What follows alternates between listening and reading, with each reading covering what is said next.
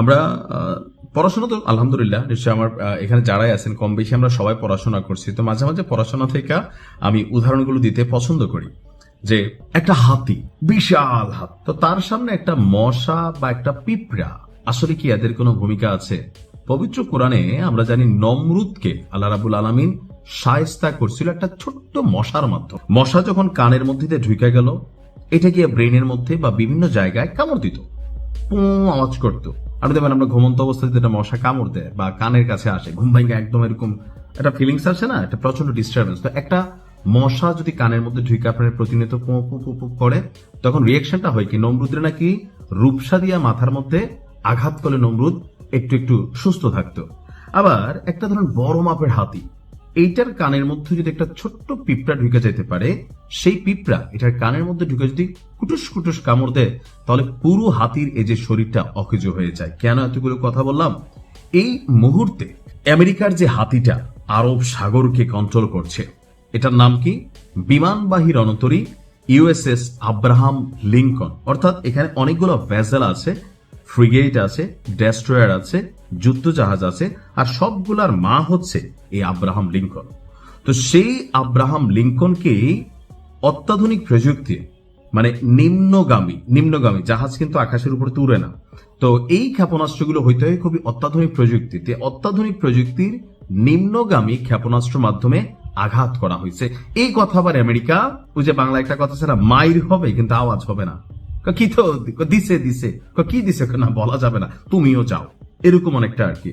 তো এই আব্রাহাম লিঙ্কনকে যখন ইরানের ড্রোন বা ক্ষেপণাস্ত্র আঘাত আনে, আমেরিকা কোনোভাবে প্রকাশ করবে না। ওয়াই? কারণ এত বড় একটা রাষ্ট্র, এত বড় একটা দানব হাতি, এটার একটা মশাই গিয়া কামড় দিছে, এই খবর বলল তো ইজ্জত কা ফালুদা।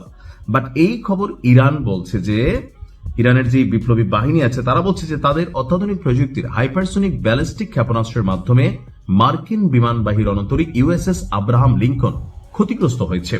একটা ছবিও তারা প্রকাশ করেছে যেখানে জাহাজের কিছু অংশে অগ্নিকাণ্ডের দৃশ্যপট আমরা দেখেছি। তাদের দাবি, এই রণতরীটি বেসিক্যালি যেখানে আঘাতপ্রাপ্ত হয়েছে, এটার অনেক ধরনের কার্যক্ষমতা হারাই গেছে। এটাকে শতভাগ অকার্যকর হওয়ার আগে উপসাগর ছেড়ে এটা পালিয়ে অন্যদিকে চলে যাচ্ছে।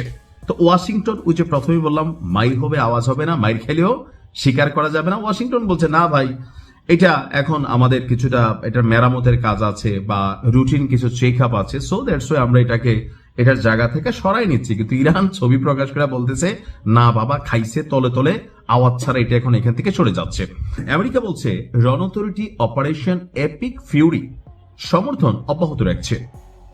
ইরান বলছে উপসাগরে অভিযানের সময় মার্কিন এই দানবটাকে লক্ষ্যবস্তু বানানো হয়েছে, এমনকি সফলতার সহিত। আর ইরানের রাষ্ট্রীয় টেলিভিশন বলছে অভিযানের পর মার্কিন রণতরী এবং তার সঙ্গে থাকা স্ট্রাইক গ্রুপকে দ্রুত গতিতে এলাকা ছেড়ে পালিয়ে যেতে আপনার দেখা গেছে। এদিকে সিবিএস নিউজের তথ্য অনুযায়ী একটি ইরানি জাহাজ আব্রাহাম লিঙ্কনের অনেক কাছে চলে আসায় মার্কিন নৌবাহিনীর একটি জাহাজ সেটিতে গুলি চালিয়েছিল। তবে ইরানি জাহাজটির কোনো ক্ষয়ক্ষতি হয়নি। সম্ভবত এই জাহাজটা খুব কাছে গিয়া সিনেপে ঠোক দিয়া, আমার কাছে এরকমই মনে হয়েছে। তো এরকম অনেক নিউজ আছে, দেখেন পশ্চিমারা গণমাধ্যম কন্ট্রোল করে, মিডিয়া কন্ট্রোল করে, ফেসবুক কন্ট্রোল করে। তো আমরা যখন নিউজগুলো আপলোড করি অনেক সময় আমাদেরকে কন্ট্রোল করে, বাট চেষ্টা করি আপনাদেরকে সঠিক তথ্যগুলো দেওয়ার জন্য।